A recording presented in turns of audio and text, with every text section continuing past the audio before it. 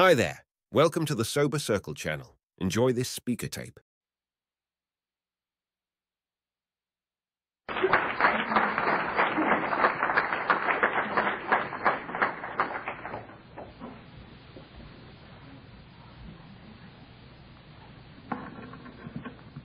Hi y'all, my name is Laila and I'm an alcoholic. Thank you for that awesome introduction. Wow. Could you repeat that for my husband when I get out? I'll start out with this. My sobriety date is September 15th of 1992. So I just celebrated 10 years on Sunday.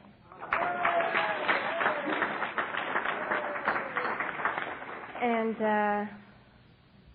that alone is the greatest miracle of my life.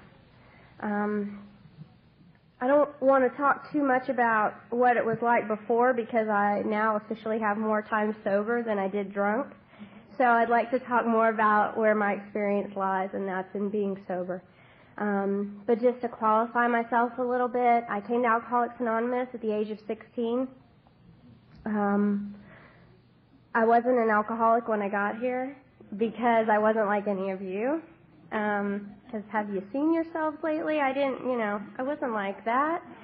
And I certainly, that wasn't my plan growing up. It was not to be an alcoholic or a drug addict. Attending an AA conference was not like a childhood dream of mine. But today it is. And that's the difference. I grew up in an alcoholic home and had all the normal dysfunctional stuff that people have growing up in an alcoholic home. I had divorced parents. They were complete opposites. One was a hippie drug addict. The other one was a conservative control freak. And can you imagine why they're divorced? And I ended up somewhere in the middle of that. I like to call it a controlling drug addict. That's what I like to call it. Drugs and alcohol were readily available to me, and I took full advantage of that once I got to a place where that was the only thing left to do. I was never taught how to feel, how to express those feelings, how to act. It was just stand there and look cute, and that was really the only job I had. And along the way, some things happened. My little brother was very violent, and so I grew up with a lot of beatings from him and things of that nature. And my parents were never violent. My father was just very unavailable. And my mother, when she was available, she was, teaching me the lessons of how exactly to drink like a lady and how exactly to purchase the correct kinds of drugs. Because these are all very important lessons that, children need to know. And so that's kind of the way it was. And I didn't know there was anything wrong with that because it's the only thing I knew. And if that's all you know, that's all you know. So I don't blame my parents at all. I think they did the absolute best they could with what they had. And I thank them today for being who they were because I was taught in this program that we're all an example of something, whether it's something we want to pass on or something we don't want to pass on. And there are a lot of things that my parents did teach me that I do want to pass on. And there are a lot of things my parents taught me that I don't want to pass on.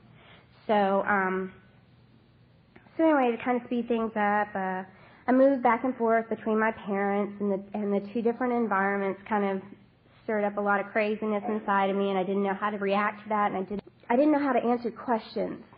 This was a really big thing for me. People would ask me outside of my home, they would say things like, how do you feel about whatever? And I never quite knew how to answer that question because I didn't know what your reaction was going to be.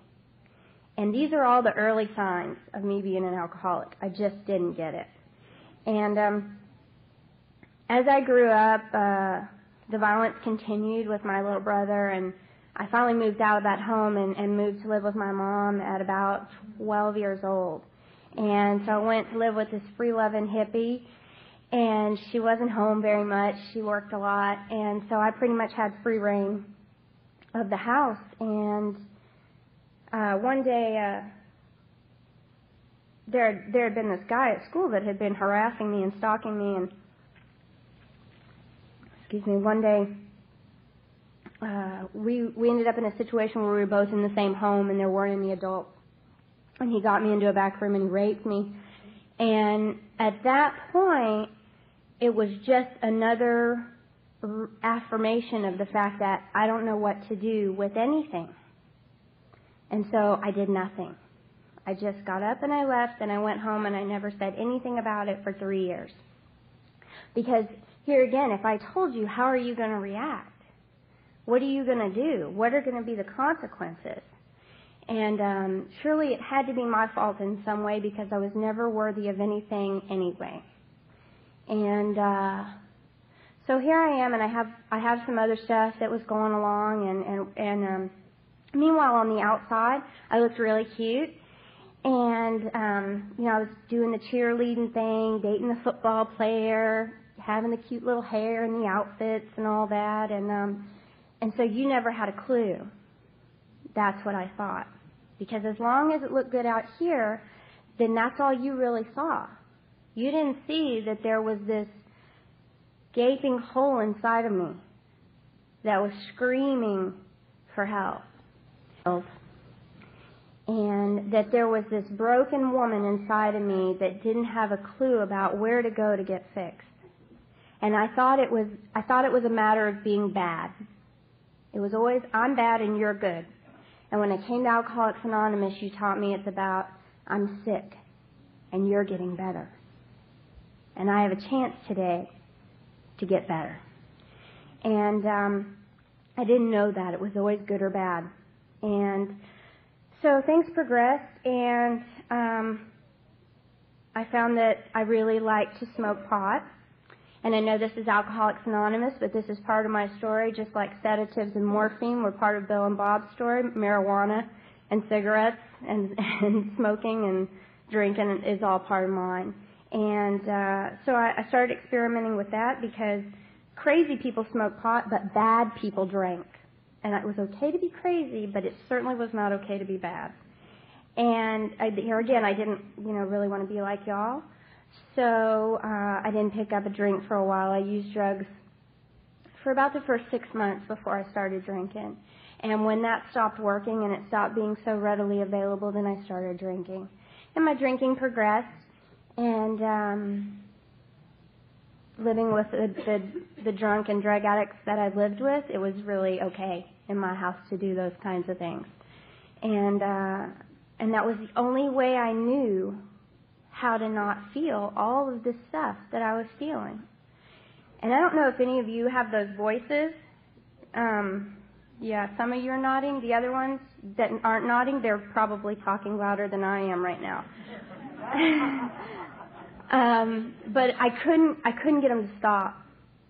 When you lay your head down at night and you're staring at the clock and you're going, if I sleep now, I can get 45 more minutes. If I sleep now, I can get 27 more minutes. If I fall asleep right now, I can get 12 minutes before the alarm goes off. When you're 14 years old and you're living that way,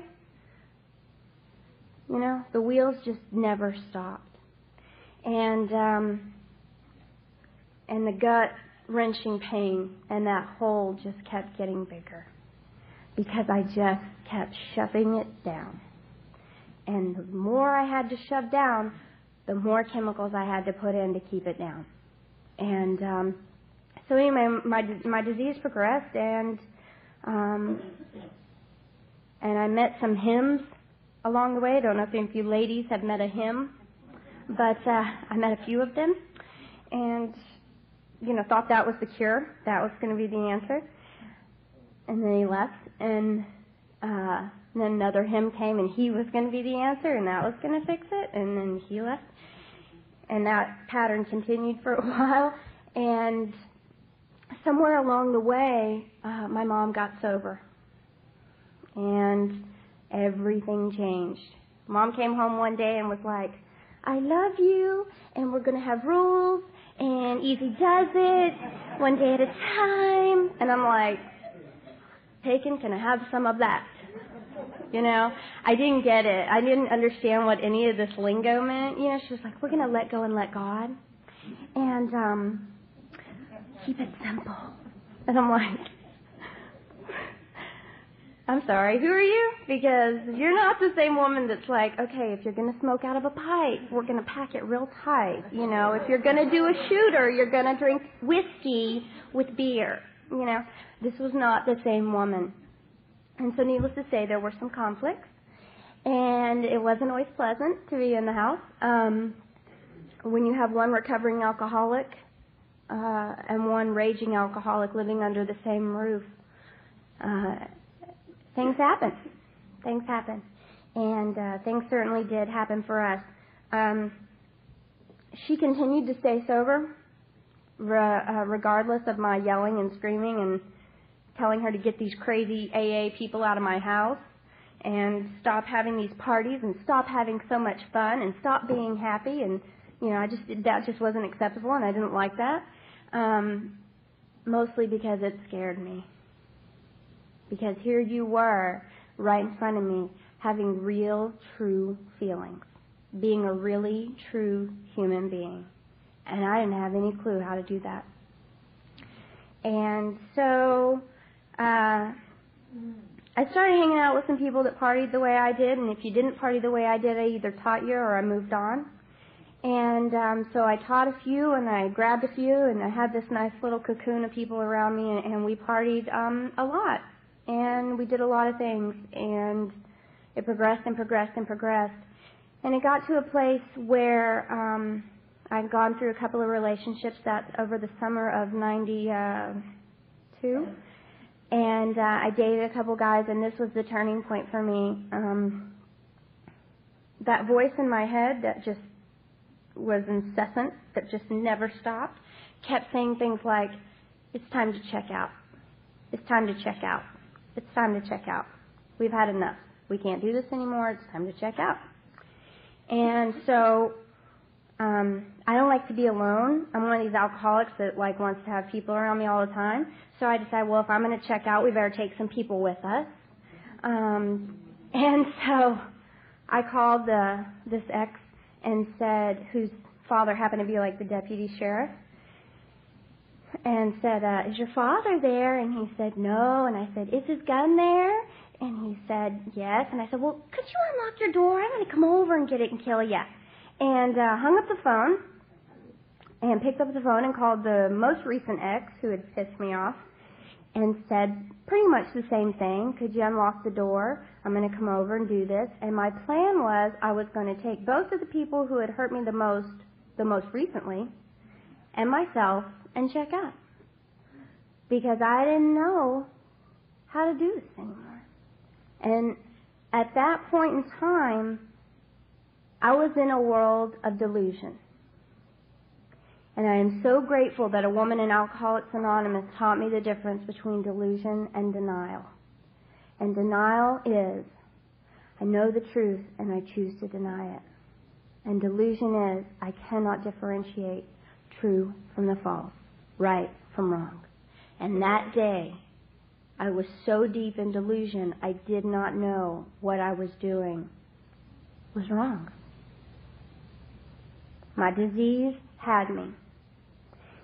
And, God really works funny ways, because before I could get there, my mom had to take me to therapy that day. I mean, come on. Who stops for a therapy appointment before they commit homicide? Come on. Only an alcoholic who didn't want to get charged for an appointment she wasn't going to make it to. So I went to my therapy appointment, and, when you decide to shoot somebody whose father's the deputy sheriff, they don't like that too much. And they like to tell people that you're a menace. And so I went to therapy, and I sat down, and my therapist is looking at me saying, is there something you'd like to talk to me about? Because I didn't know this, but the police had already called her. And I said, well, I do have this one idea. And I told her about my plan, and I said, do you think something's wrong with that? And I sincerely did not know. I mean, that's pretty freaking sick, And she said, well, how about treatment? I think treatment would be a really good place for you. Meanwhile, I forgot to mention the part where I went to detox. Yeah, I hadn't had a drink in 4 days when I came up with this new plan. And that's what happens to this sick alcoholic. When you take alcohol and chemicals out of my body and you don't replace it with a spiritual solution, I go crazy. I just flat go crazy. And so back to detox. So she said, how about detox? And I had seen these commercials on TV for this treatment center that had this really nice swimming pool, and it had all these palm trees around it. And at the bottom of the commercial it said 14-day evaluation, and because I'm alcoholic and I don't get it all the time, I thought it said 14-day vacation.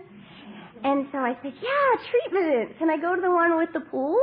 And she said, yeah, sure, and I'm sure she's going, sicko, sicko. I'm sure that's all she ever wrote on my chart for the 2 years I went to see her. But so needless to say, that night I got checked into treatment. And 83 days later, they let me out. And, I never even saw the freaking pool because there were so many bars on my window, there was no way they were letting me out there. Treatment's a great place, in case you haven't been. There's a lot of experiences there. Like that big board they have with your name on it. I don't know if any of you have ever been there, but it seems to me that every treatment center has a nice big board with your name on it and what phase or level you're on and how far you've completed. And some of you are looking at me like I have 5 heads. Apparently some of you sobered up through AA. Okay. And that's okay too. But anyway, if you do go to a treatment center, this is what you'll see. And so then they had all these letters, all these little initials next to our names. And I had gotten checked in about 2 o'clock in the morning, so it was lights out, and everybody was in bed. And I got up the next morning, and I'm walking out of my room, and I hear everybody going, look at the new girl. Look at all those initials. And I'm going, what is going on? This is the first thing I hear. I'm already paranoid enough. I haven't had a drink in 5 days. I'm freaking out. And there were initials, I am not kidding you, at least half the length of the board, if not the 3/4. And it was stuff like SW, suicide watch, HW, homicide watch, AW, anorexia watch, BW, bulimia watch. I was on every freaking watch. You could expect some really crazy person to come walking out of the room, and here I am with my cheerleader shirt on, Just didn't have a clue. Just didn't have a clue. I was so self-absorbed, and I was so far into my disease that I just didn't get it. I couldn't see past the end of my nose. And I didn't want you to see any closer into me than that either. And so I did whatever it took to look or act like whatever it was you wanted me to look or act like. And so they wanted me to be this tough girl, so I was a tough girl. And you wanted me to be a sweet girl, so I was going to be the sweet girl. And I've gotten really good at that. So anyway, 80-something days later, they let me out of treatment. And in that treatment facility, they introduced me to Alcoholics Anonymous. And I was starting to become convinced that maybe this was something I needed. And I knew for a fact that my life sucked and I wanted it to be better, but I hadn't quite swallowed the pill that alcohol was a really large contributing factor to the reason my life sucked. I just thought that was kind of maybe a coincidence. And maybe it was just what I was drinking. Maybe if I switched to tequila instead of Jack Daniels, that might make it better. So anyway, I came out of this treatment center and I went to a meeting and oh my gosh, he was there. He was so fine. And he said, hi, welcome. And I said, hi, thanks for having me. And, I kind of went back and forth like that for a little bit. And he said, you keep coming back. And I said, you betcha. And I did, for him. And then when he found out I was 16 and brand new, he's like, please don't come near me. And I'm like, okay. So whatever it takes, I'm a firm believer in that, whatever it takes. Because I know that God put that man there for a reason. because that's exactly what was going to get my attention that night. And that's okay, because I'm still here 10 years later. And that man and I are still friends, you know. And so anyway, so I went to this meeting, and I kept hearing you guys talk about really weird stuff that I didn't get, like 90 and 90, and easy does it, first things first. I didn't understand what the hell you guys were saying. I just sat there. Yeah, all right. You're all crazy. Yeah, all right. You know, if I just sit here long enough, they'll either stop saying it and talk about what I know about, or I'll just leave. And I kept hearing this one thing you guys kept saying, you need to get a sponsor. You need to get a sponsor. You need to get a sponsor. And see, when I came here, my vocabulary was based on the life I lived. And so when you said you need to get a sponsor, I thought, you know when you have a little league team and like Fifi's Nail Salon sponsors the team, or Bubba's Barbecue sponsors your little league team? That's what I thought I needed to go get. So I was going to, you know, get maybe the Mercedes dealership to sponsor me, or, you know, something along those lines. And finally somebody sat me down and said, no, honey, because I was very sick. And they, you know, they talked to me very gentle like that for a few days. And they said, no, honey, that's not what that's about. A sponsor is somebody who's gone through the program, who's worked the steps, that's going to guide you through this. And I was like, oh, kind of like a dealer. They're going to, you know, be your guide. They're going to help you out. Because I had to relate everything to the way my life was, because that's all I knew. And if that's all you know, that's all you know. And they said, that's okay. If you need to relate it to that, then that's what you can relate it to. But you just need to get one. And so I said, okay, well, how about him? And they were like, no, honey, no. And they said, women stick with the women and men stick with men. And I said, well, I don't like that, but okay. And so there was a woman sitting next to me after I had this conversation, and I asked her to be my sponsor. I didn't know anything about her. She could have had 2 days sober. I wouldn't have cared. I just knew I needed to get a sponsor, and so that's what I did. Of course, later on, you guys kind of filled me in that you probably should ask if they've worked the steps and read the book and done those kinds of things, because pretty much anybody in the room would have known more than me. And so I asked this woman, and she agreed to be my sponsor. And that worked well for a while, and she gave me some assignments, and we started doing some work. And then when I had 90 days sober, I had a party at my house, and she brought him as her date. And she had something I wanted, but I wasn't going to get it through the book, so she wasn't my sponsor anymore after that. So needless to say, I got another sponsor, and I asked Colleen to be my sponsor, and she's an amazing woman, and Colleen had something like 6 children, and her and her husband were both in the program, and she was very active and participated in a lot of women's meetings, and she had been sober quite a while, and Colleen started me working on some of my foundation. And I guess I started working with her in February of 93, and in March of 93, my mom and I got a phone call that my grandfather, who had been diagnosed with lung cancer, his blood pressure had dropped to 0, and it was time for the family to come and say goodbye. And this man had been trying to get me to go to an AA meeting for 2 years. And he was like my dad. He was my surrogate father. And I stayed with him every summer growing up. So it was really traumatic. He asked for his 5 children and me. Out of 12 grandchildren, he specifically asked for me and his 5 children to come. And so we went out there. And we flew from West Palm Beach, Florida, which is where I got sober, to Austin, Texas. And we sat in a hospital room in Seton Hospital.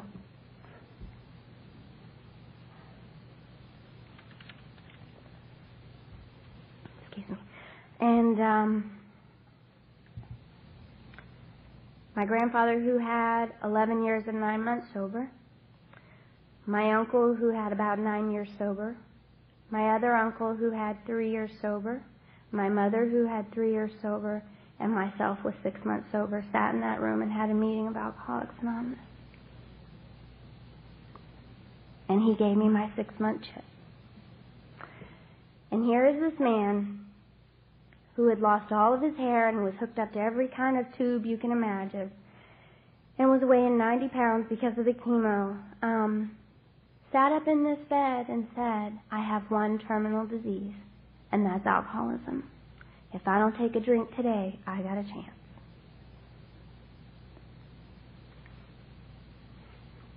That's the message. That's the message of Alcoholics Anonymous. That is the living example of this book. And he died 2 days later. And that's one of the only chips I still have today that I haven't given to sponsees. So before he left, he had asked my mother if when he left we would come and take care of my grandma. And she said, you bet, Dad. So we packed it up and left West Palm Beach, Florida, and moved to Marble Falls, Texas, population 4007.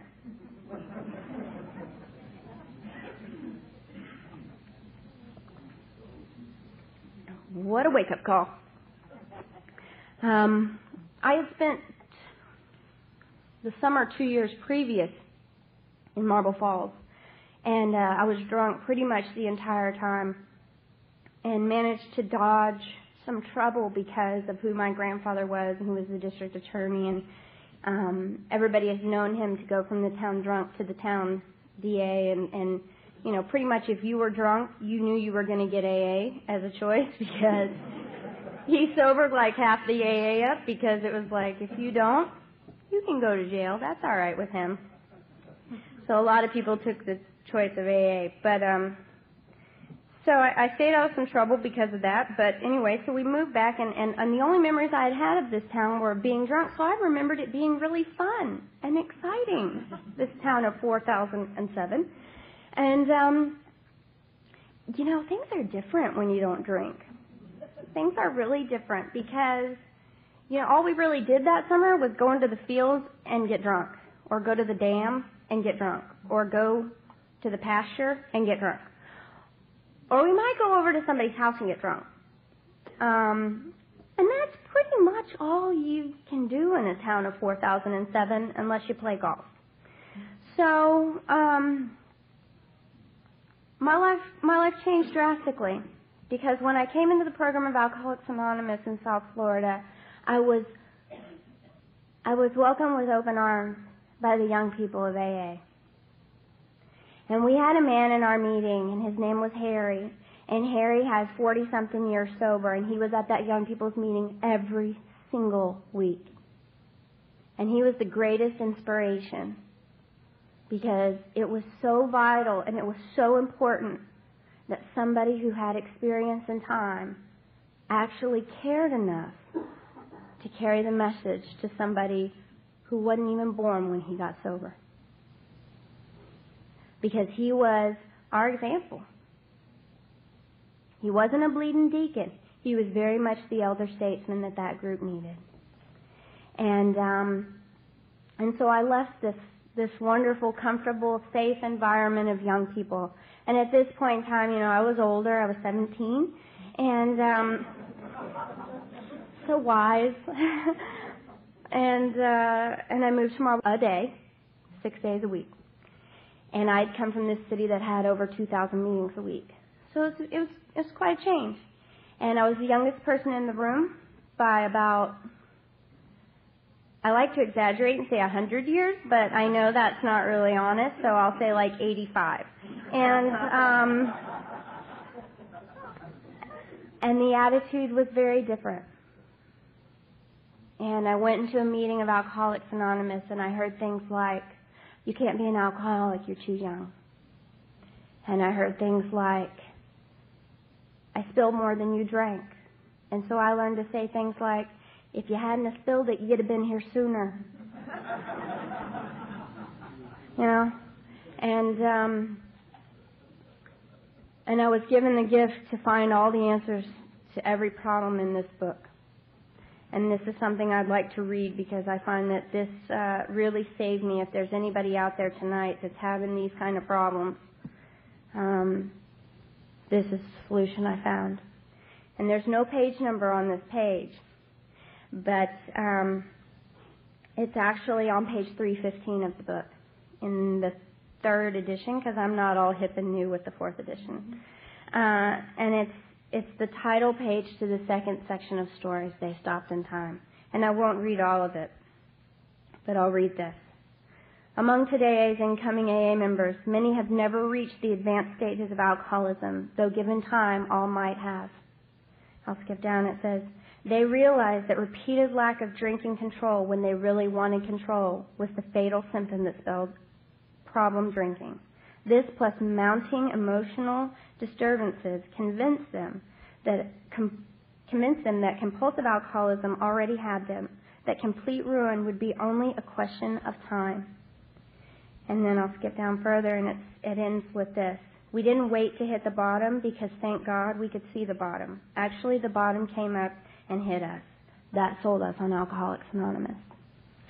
And that's my story, you know. I paid my dues. Pitiful and incomprehensible demoralization is not for you to judge. It wasn't for those men and women who sat in those rooms and said, you're too young. It was for this alcoholic to say, I've had enough. And I'm a member when I say I'm a member. And my seat is just as worthy as yours. And it doesn't matter that I drank for 6 years and you drank for 66. An alcoholic is an alcoholic is an alcoholic. The book is the book is the book. And the answer is the same for all of us. And unfortunately, I wasn't strong enough to stick it out there. And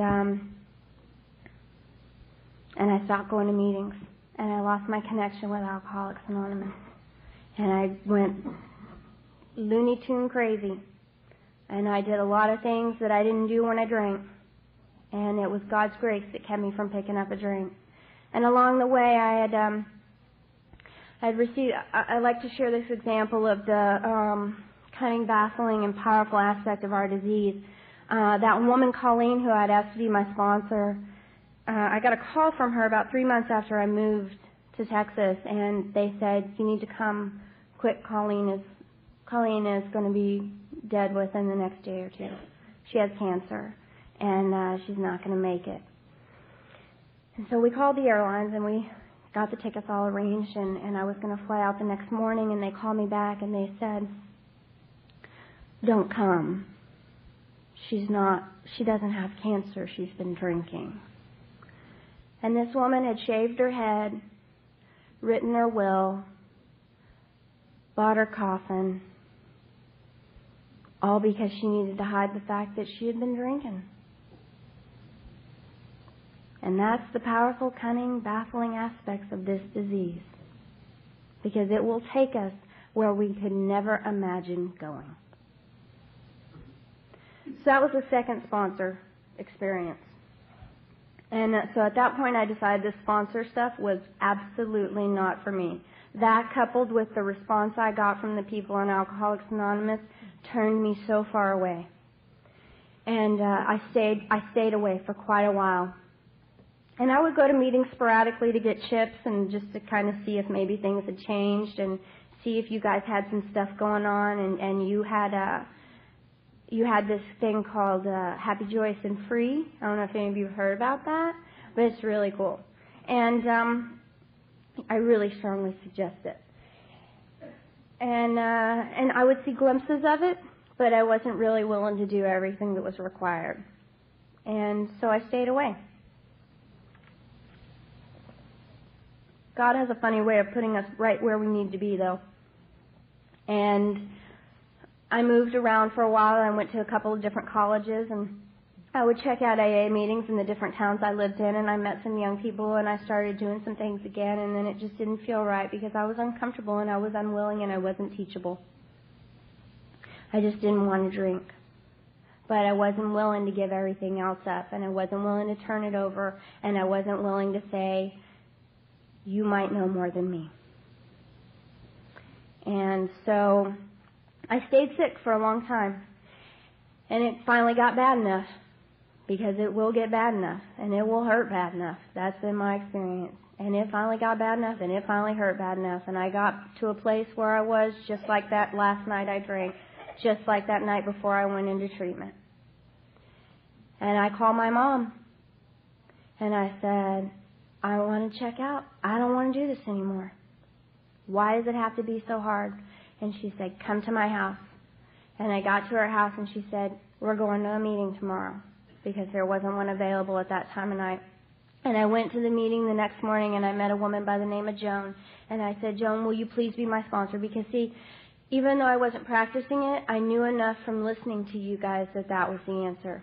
I knew the answer was in this book, and I knew I needed a woman in here to show me how to get to it.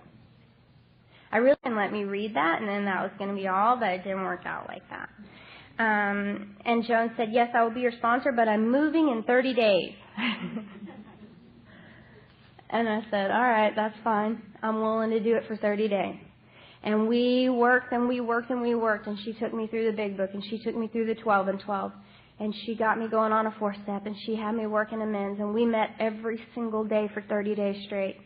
And she saved my life. She saved my life because she reaffirmed my faith in the program of Alcoholics Anonymous. She reaffirmed that belief that I had once had, that you guys were the solution and I was the problem. And so, to speed things up, man, I took a lot longer than I thought. To speed things up, Joan left. I found a few more sponsors. I went through. I kept doing the work. And then I got this sponsor, Kimmy. And Kimmy, man, she busted my butt. And she showed me exactly where all the answers are, cover to cover. Amazing. It's not just one page, it's all the pages. Can you believe that? I freaked out. So, and it's not just this book, it's also in the 12 and 12, in case you didn't know. So, and that was the greatest gift she ever gave me. Because I got involved with Alcoholics Anonymous. And she said things like, go sign up to head up all the dances. And so I signed up for 1 year. 5 years later, they let me off of that duty. Actually, I had to move out of the city to get off that committee. And she said things like, after we completed the steps and after I had regained my sanity, she said, it's time for you to pass it on. And it's time for you to work with others, and it's time for you to go out and carry the message. And that's what I love about Alcoholics Anonymous, is I don't keep any of it. You know, I just give it away and give it away and give it away. And it's so awesome, because the more I give away, the more I go back and get some more. You know, because I'm freaking greedy. And I'm like, come on, give it, give it, give it. And my hands get full, and then I give it and I give it and I give it. And you guys taught me about that, and you taught me how to do that, and you taught me that we do this even when we don't want to do it, when we do it when it doesn't feel good, and we do it when we don't like it. And I didn't understand for a long time why you guys did that. And then some things have happened in the past couple of years that made it real clear why we do that, why we just do it when we don't want to, and why we keep doing it, and why it's repetition, repetition, repetition. And I got married. Oh, yeah, I graduated from college. That was a major freaking deal, because I changed my major like 5 times just in the last 2 semesters I was there. So my parents were pretty impressed, along with everybody in my home group, because they were really tired of me going through finals. And so I graduated from college, and then I got married to a man in Alcoholics Anonymous. And I don't even know how to explain that. I mean, it is just wild. You know, it talks about, really, I do know how to explain it. It talks about it and how it works. It is our adventures before and after. Yeah, we got some of those. Make clear 3 pertinent ideas. And we laugh about that, and we have fun, and we share our recovery, and we invite alcoholics into our home, and we fellowship with them. And he couldn't be here with me tonight because he's at home taking care of the dog and the cats and the broken air conditioner and all the other stuff that comes with being married. Because, see, I didn't have that before I got to Alcoholics Anonymous. I didn't have any of that. I couldn't take care of myself, let alone take care of an animal or a husband or a home. some of the other gifts that you guys have given me is that I developed a friendship with a woman in this program that is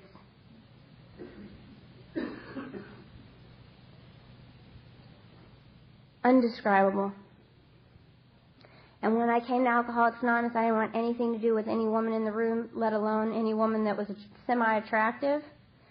Maybe if you had a bag over your head and left one shoe off or something, I might talk to you. But if you were cute, forget it.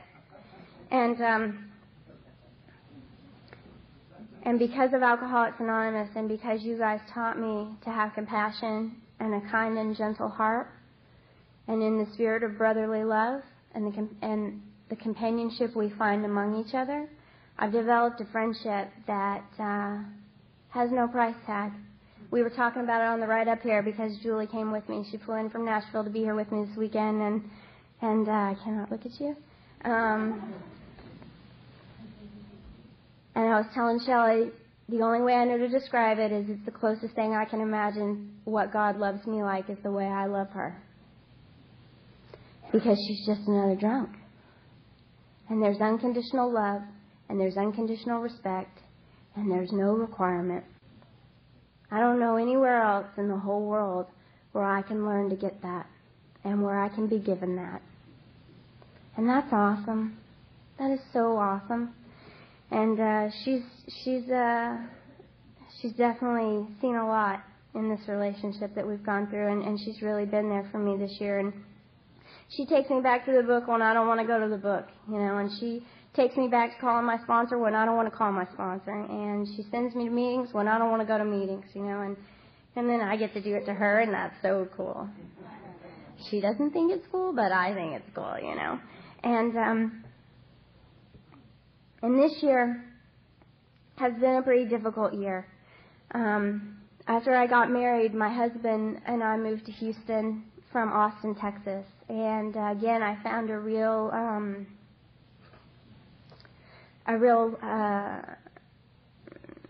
hard time with some of the AA where I moved to. And it wasn't like what I had grown up with in Austin, and it wasn't like what I had grown up with in Florida. And I found a lot of older people looking down on me again and saying those same things. And it breaks my heart. It breaks my heart that after 50 years of Alcoholics Anonymous, it isn't just about an alcoholic is an alcoholic is an alcoholic. And so I have sought out other places where I can just be another alcoholic. It doesn't matter that I'm 26 years old. 26? Yeah. It doesn't matter that whether I have 1 day or 10 years. Alcoholic is alcoholic is alcoholic. The solution is the solution is the solution. And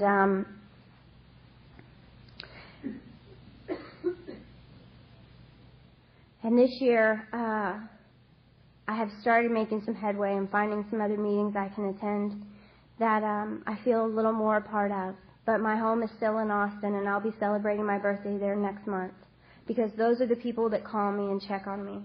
And those are the people that reach out with the Fellowship of Alcoholics Anonymous, because I tell you what, there are days when the service and the unity just don't cut it. I just can't get on my knees, and I just can't open my book. But when you pick up the phone and you call me, I can be there. And that is so vital for my recovery. And, man, I've been avoiding this part. At the end of February,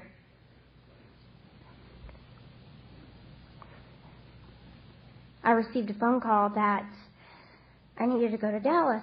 My aunt had killed herself drinking and driving.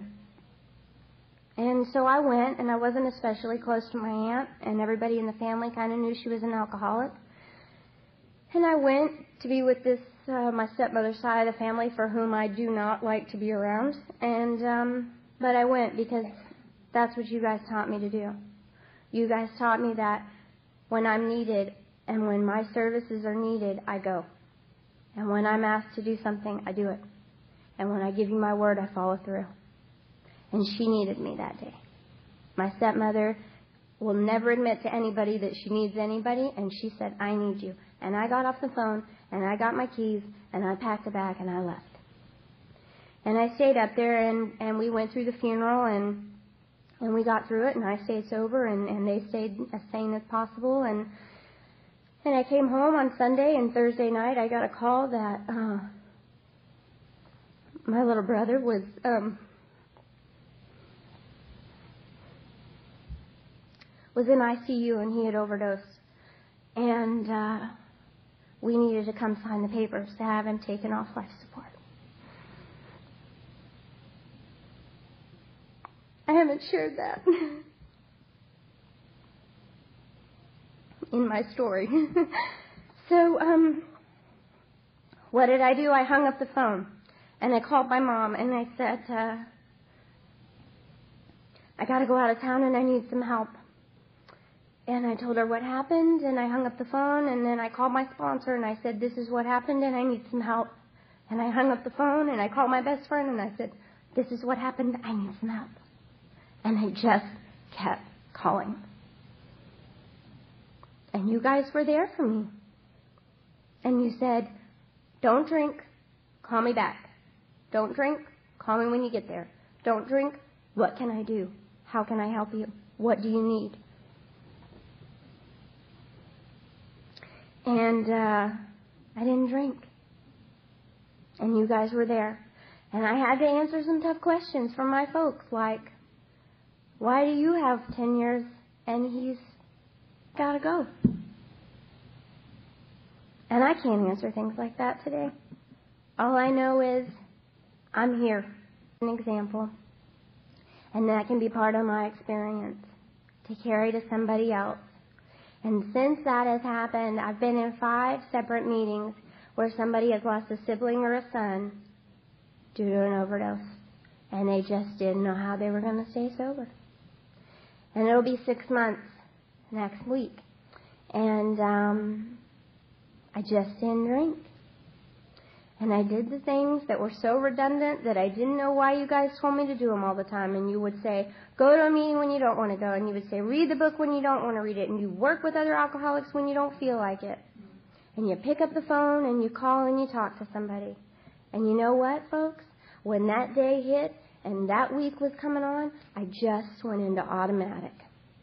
And the phone was in my hand and the book was in my lap. And I just kept doing it. I just kept doing it. And I cannot imagine what this last year would have been like without Alcoholics Anonymous, without the fellowship, without the constant understanding and compassion of other alcoholics. Because I went to some meetings and shared that, and not one person came up to me after the meeting. And it was really heartbreaking for me, because I come to you guys when I need help. And I come to meetings to help you.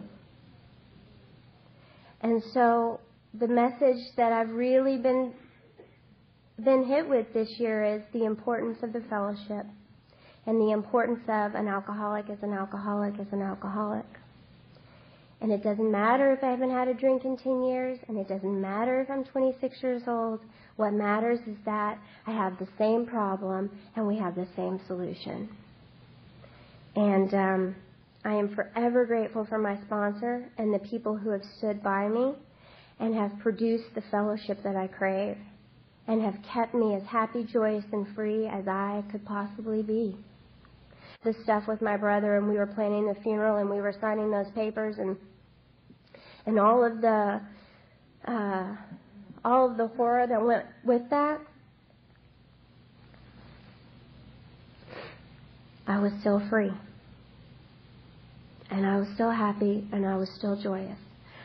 Because I was able to say, one more alcoholic isn't suffering anymore. And I never thought I would ever be able to say something like that. But that was the message that was given to me that day, was that one more alcoholic doesn't have to suffer, and this alcoholic gets to stay sober one more day. And that was a hard lesson to learn this year. And it's just awesome that I get to share that with you guys. It's awesome that you guys have asked me to be here. I'm totally freaking amazed, you know. They called me last year and said, will you come speak? And I'm like, okay. And he wrote it on my calendar and didn't think much about it anymore. And then I kept getting these calls from Shelley, and I'm like, oh, yeah, I forgot. I said I would do that. Okay. And then she'd call me a couple months later, and she'd say, is everything still on? Have you booked your flight? Oh, yeah, that's right. I'm supposed to be doing that, you know. And the excitement that I would get every time I would get off the phone with her about being here. And it's so funny because my husband and I were teasing because he's lived in the city his whole life. And please don't take offense to this, but, you know, the book talks about going to sordid places.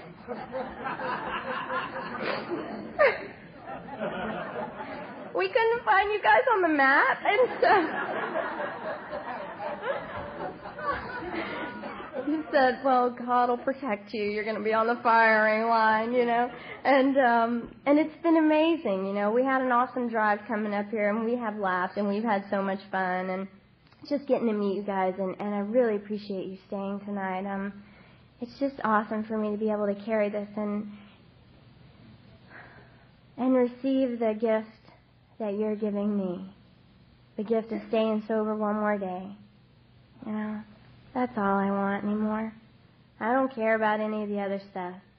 One more day sober, one more day happy, joyous, and free, one more day without the obsession and compulsion of a drink of alcohol. Who could ask for anything better than that? It's so easy and simple. All we have to do is look for the answers from cover to cover. The whole book, including page 315. You know, that page has saved me so many times, and I hope you'll pass it on. Thanks for having me.